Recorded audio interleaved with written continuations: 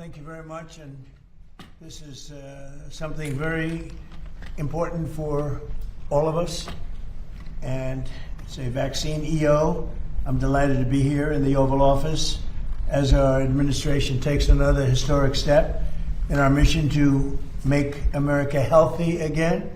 Today, we're proud to officially announce the United States of America's gold standard childhood vaccination recommendations, and that has to do with many subjects, but including autism in particular. For long, and far too long, a long period of time, America's recommended more childhood vaccines than any peer nation, and even twice as many doses as some European countries, and even more than that.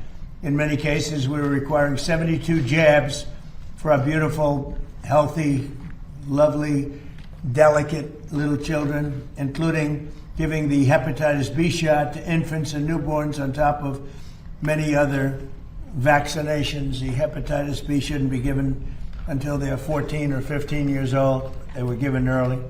Effective immediately, my administration is recognizing gold standard childhood vaccine recommendations for only 11 core vaccinations against the most serious and dangerous diseases, along with the MMR, which hopefully will be split up. You have the MMR. We want it in 3 separate vaccinations given at separate times.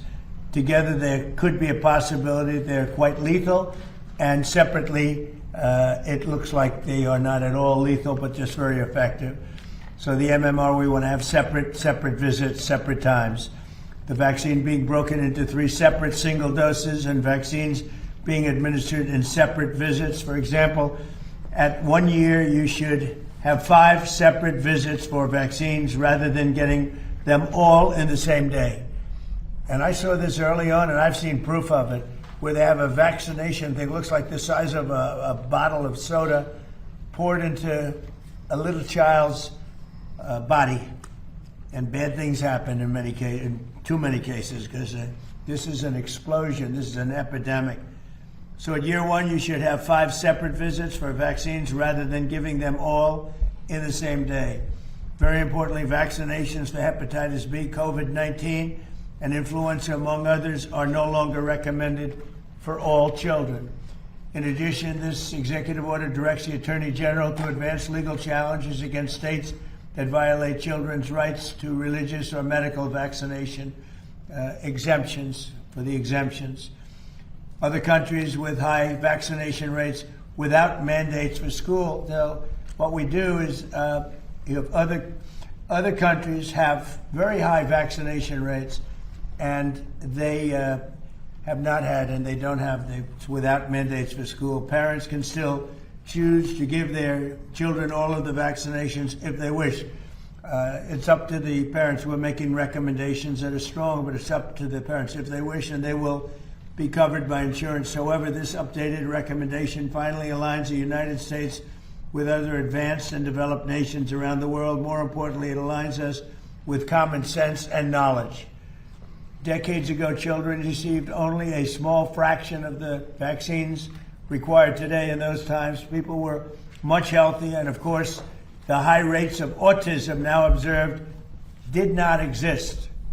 So there's a reason for such epidemic rates of autism, and we're going to bring it back to much closer to where it was. Well, we do not know exactly what the cause is with respect to autism. It is essential to our research efforts that we have the very best vaccine recommendations in the entire world. So we're reducing them. We're changing it to visits over a period of a year and a half, so they get 20% of what they would have gotten in one big shot. A big shot like the size of a large glass of something.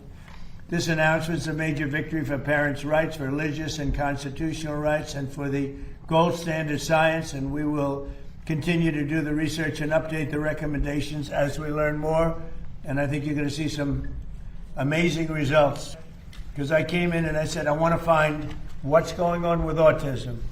It's many, many times what it used to be years ago, and it gets progressively worse, and we add progressively more and more vaccines. So in a nutshell, and you can see it through this, we're breaking up the vaccines, and we're breaking them up into time periods. okay? Not so complicated. And we think we're going to have a tremendous result from doing that. Very simply, large amounts of vaccine, large amounts of like vats of vaccine are currently pumped into your child's body. And we're doing 20% of that at each visit. And we'll let time elapse between visits so the body can handle this massive amount of fluid being pumped in. I think it's going to make a big difference. The executive order that was issued today is going to cause more confusion and fear in families that is both unnecessary and inappropriate. And to the extent that folks have any questions about what they should be doing to keep their children safe and healthy, vaccines or otherwise, the best advice I can give is to have a conversation with the person who is the partner with you in raising a safe and healthy child and who knows more about the science than anybody else, and that's your pediatrician. This is something very important for all of us, and it's a vaccine EO. I'm delighted to be here in the Oval Office as our administration takes another historic step in our mission to make America healthy again. Today, we're proud to officially announce the United States of America's gold standard childhood vaccination recommendations, and that has to do with many subjects, but including autism in particular. Why would we do less and not give the vaccine at once when we know it's safe and it works? The downside of a recommendation to split them is that it'll make people fearful so that they won't get the vaccine at all. So we're concerned, or I'm concerned about an unintended consequence of people under vaccinating because of fear that giving a single dose of the MMR is going to put their child at risk, when there's no evidence to suggest that's the case.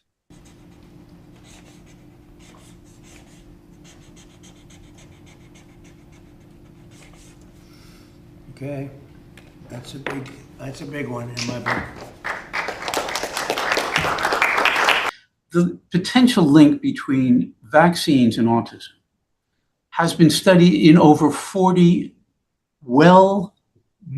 well-designed, methodologically well-designed studies in over 7 countries involving over 5 million children. I'm not sure that there is anything that has been as thoroughly looked at as this question about whether or not there is a link between autism and vaccines. And the answer is unequivocally no. There is no such link. And no matter how many times this is brought up, and no matter how often there is a suggestion that, well, maybe we haven't looked at that, this has been studied robustly over a long period of time, and there just is no link here. If you like this video, then like, share, and subscribe to Mirror Now.